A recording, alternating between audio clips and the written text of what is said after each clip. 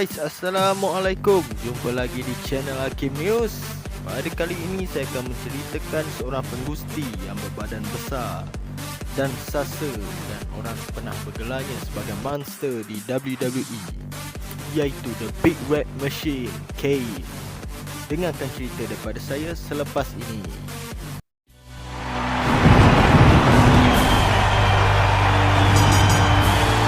Contest is scheduled for one fall. Approaching the ring, weighing 323 pounds, Kane!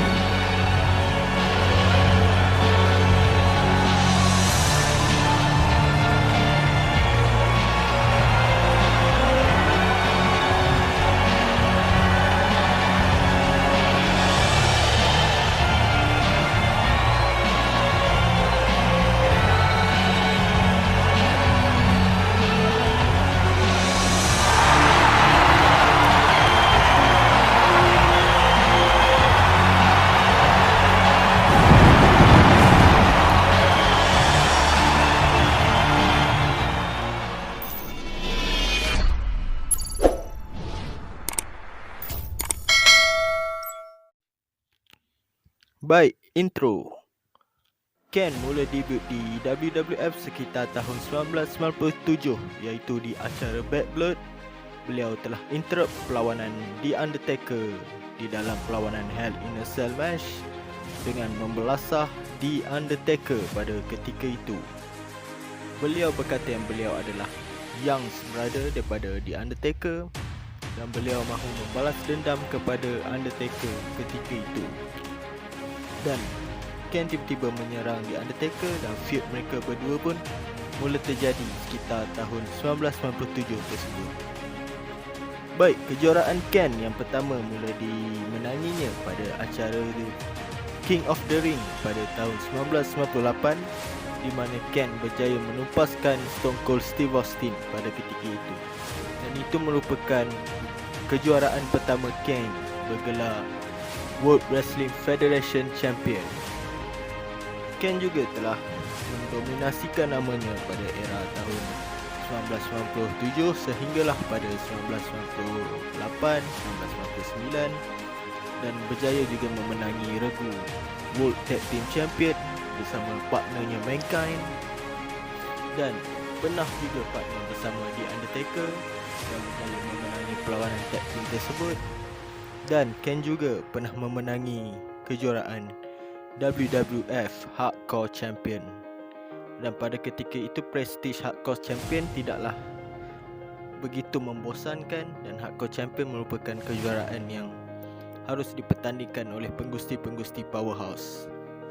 Dan beliau juga pernah bertarung dengan The Rock, Stone Cold Steve Austin, Triple H, The Big Show, dan pada era Attitude Era, nama Kane, Undertaker, The Rock, Stone Cold semua menaikkan nama World Wrestling Federation semasa era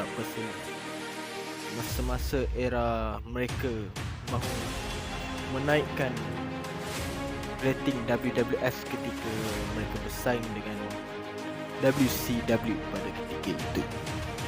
Dan pada 2000 sehingga 2001, Kane telah partner bersama The Undertaker dan memasuki division tag team, di mana mereka telah berjaya memenangi beberapa kali kejuaraan tag team champion.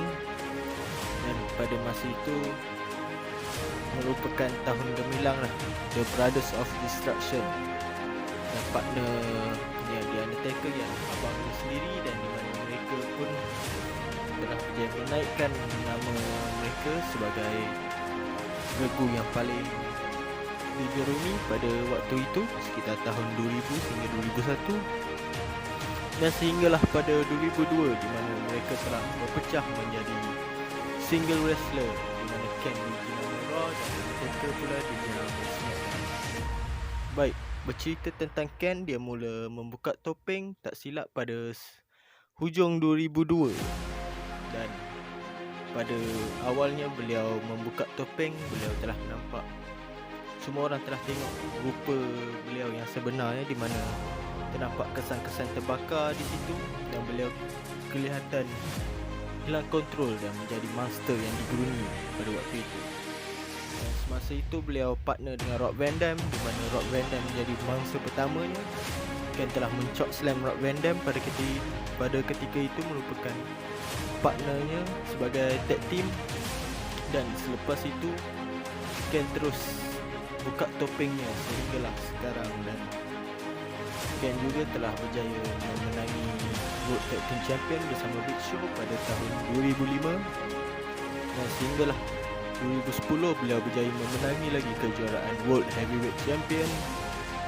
Dan pada 2012 beliau telah memakai kembali topengnya, tapi tidak lama, sehinggalah pada 2015 beliau telah tukar gimmicknya kepada The Corporate Kane, di mana The Corporate Kane ni pada asalnya gimmicknya tidaklah terlalu penting, tetapi dia juga memain peranan sebagai orang belakang takbir WWE.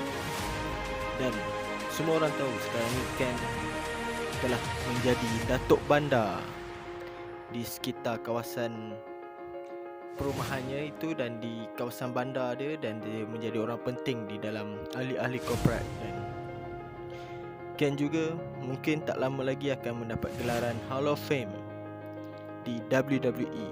Dan kali terakhir Ken beraksi di WWE sekitar tahun 2019. Beliau partner dengan The Undertaker menentang The Generation X. Itu merupakan perlawanan final Ken, dan Ken sekarang tidak lagi kembali di gelanggang gusti, dan mungkin beliau bakal bersara seperti abangnya The Undertaker. Baik, itu saja perkongsian saya tentang The Big Red Machine Kane. Anda kata ada silap dan salah, bolehlah tinggalkan komen di bawah. Jangan lupa subscribe saya punya channel dan tekan butang loceng di sebelah butang subscribe. Jumpa lagi di episod akan datang. Bye. Assalamualaikum.